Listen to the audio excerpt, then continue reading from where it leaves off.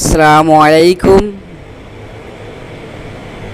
মোৰ নাম মনোহৰ হোসেন আৰু এতিয়া মই এটা কবিতা ক'বলৈ বিচাৰিছোঁ। তাৰ আগতে মোৰ এই চেনেলখন ছাবস্ক্ৰাইব কৰিব, লগতে বেল আইকনে ক্লিক কৰিবলৈ নাপাহৰিব। এতিয়া আৰম্ভ কৰিবলৈ বিচাৰিছোঁ। কবিতাটোৰ নাম হ'ল মোৰ দেশৰ আতংক।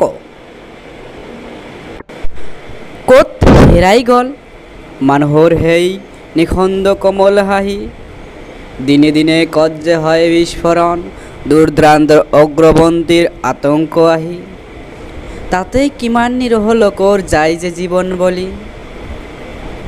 ক'ত হেৰাই গ'ল মানুহৰ সেই স্বাধীনতা, মোৰ দেশৰ আতংকতা ধ্বংস কৰিলে নিশ্চয় নতুন নেতাহঁতেই আহি।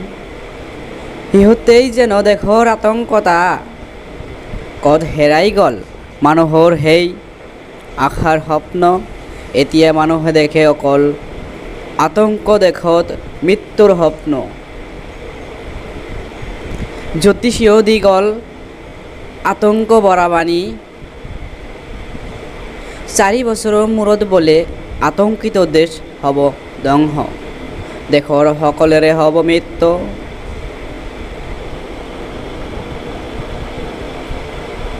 এইখিনিতে মোৰ এই কবিতাটো শেষ কৰিছোঁ। লগতে যদি মোৰ এই কবিতাটোত কিবা ভুল ত্ৰুটি হৈ থাকে তেনেহ'লে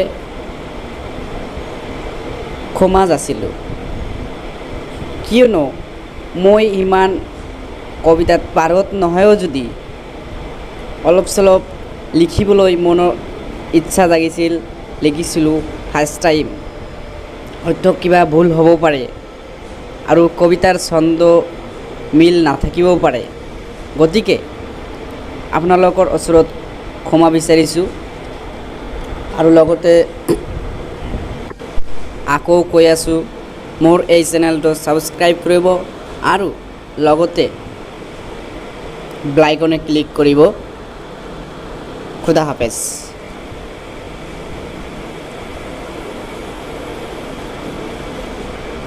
আৰু এই মোৰ ভিডিঅ'টো দেখাৰ কাৰণে ধন্যবাদ।